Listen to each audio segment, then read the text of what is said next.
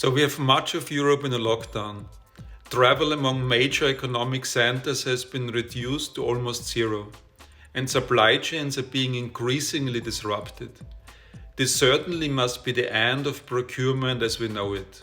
Procurement people can do nothing but hope for the best, right? Wrong. In the current crisis, linear extrapolation does not apply. It does not apply when projecting the number of confirmed infections. And as all of us are learning now, the disease spreads at an exponential rate. It equally does not apply to the economy. While we have seen declines in orders and shipments, we should not extend this trend down to zero. Consider China. After a nearly complete lockdown that lasted for several weeks, industrial production and shipping capacity is inching back to 60% to 80%. So we don't yet know how long lockdowns and travel restrictions will last in Europe and in America, but the current situation will not be permanent. The empirical landscape from previous epidemics, starting with the 1918 Spanish flu epidemic, suggests a V-shaped recession as the most likely economic result of the current crisis. The V-shape means a displacement of demand with growth overshoot on rebound. In other words, people who come out of the other end of this crisis will feel enormous relief and will indulge themselves to compensate for the endured hardship. Companies will need to survive the down part of the V so they can ride up during rebound part of the V. Besides protecting their teams, mastering these wild swings requires procurement leaders to achieve two near-term objectives. Number one, ensure continuity of supply, and number two, leverage cost reduction potentials. While the first one is obvious, the second one may feel a bit counterintuitive at first. Cost reductions are of course welcome and will retain the workforce and compete in a shrinking market. And the demand for cost reductions is also warranted. Why is that? A lot of suppliers will benefit from lower input costs. See, for example, what's happening to the oil price now, and they should pass them on to us. For both near-term objectives, it is critical to put suppliers at the center of considerations. Even in normal times, looking at the supply chain through the lens of categories is short-sighted. In the crisis, it is even more important to have a strong relationship with the CEOs of your key suppliers. Think about it. During a lockdown, the CEOs of your suppliers are sitting at home, just like you, worrying about keeping their business afloat and preparing it to be ready for the rebound. There's no better time than now for reaching out. From CEO to CEO, place a phone call or text to start a dialogue about the following questions. What is the best way for both our companies to ride out this storm, including measures to protect against financial difficulties? What can we, as a customer, do to help you stabilize your sub-tier supply chains? What can you, as a supplier, do to make our products more competitive in a shrinking market?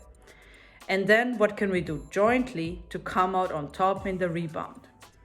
In normal times, we as BCG recommend CEOs of companies to have close relationships to their fellow CEOs of their A supply base.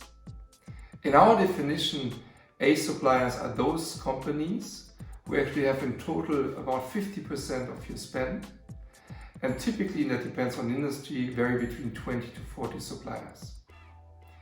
Now, in times of crisis, we would actually recommend CEO to increase the numbers of CEOs to which the companies has close contact.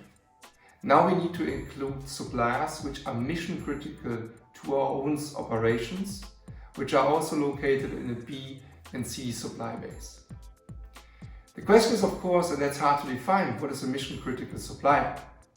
There is a rule of thumb we can use. The more labor intensive the supplier's factories are, the more risky operations are in those times.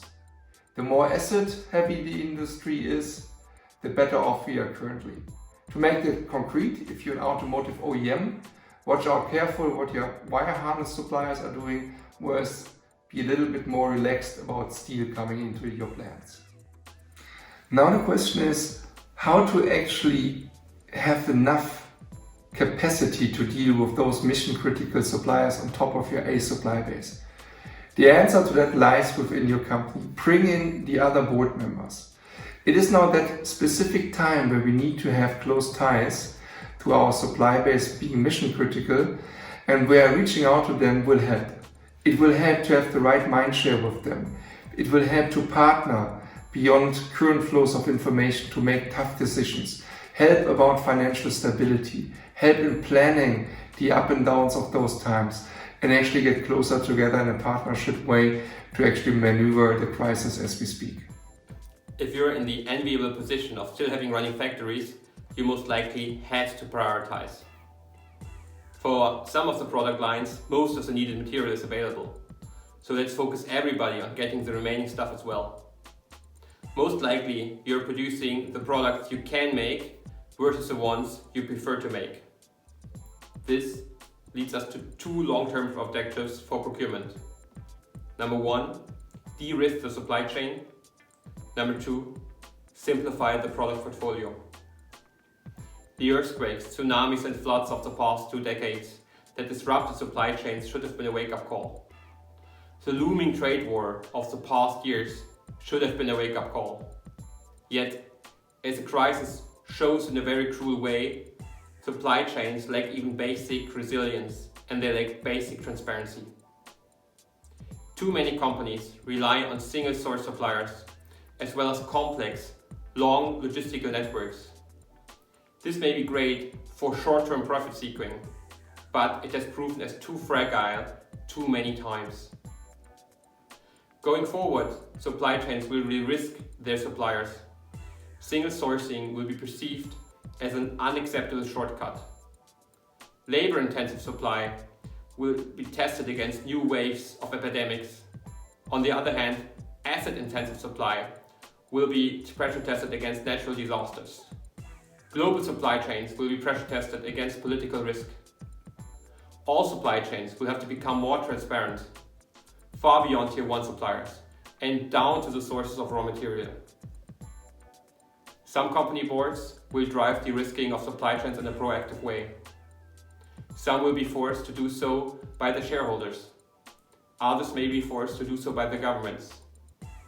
Take an example. Having most active pharmaceutical ingredients come from a handful of suppliers in China might be perceived as a national security threat by some countries. Procurement will also be asked to scrutinize their product portfolios. So far, this has been a one-way street. The mantra has to cover as many perceived customer needs as possible in a very tailored and segmented manner. Products will have to be delivered in a lean supply chain. In the post-crisis reality, the pendulum might swing the opposite way.